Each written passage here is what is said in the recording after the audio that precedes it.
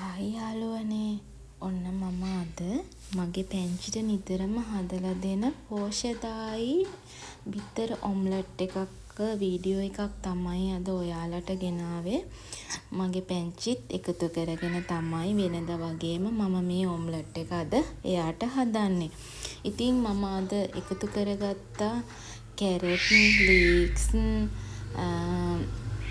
එතකොට මුරුංගදළු, ලුණු කුඩු ස්වල්පයක්, ගම්මිරිස් කුඩු ස්වල්පයක්, ඒ වගේම ෆ්‍රෙෂ් මිල්ක් පොඩ්ඩක්.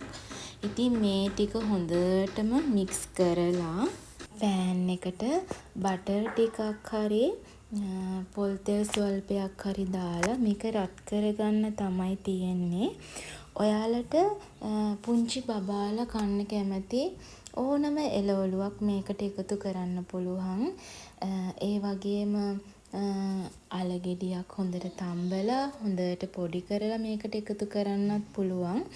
අද ඉතින් මම ගෙදර තිබුණු එළවලු වලින් තමයි මේ ඔම්ලට් එක හදාගත්තේ. ඉතින් ඔයාලගේ බබාලා ආස නම් බෝංචි කරලක්, මෑ කරලක් පොඩියට ලියලා එකතු කරන්නත් පුළුවන්. ඉතින් ඔයාලා මේ වීඩියෝ එකට කැමති නම් ලයික් එකක්, කමෙන්ට් එකක් දාන්නත් අමතක කරන්න එපා.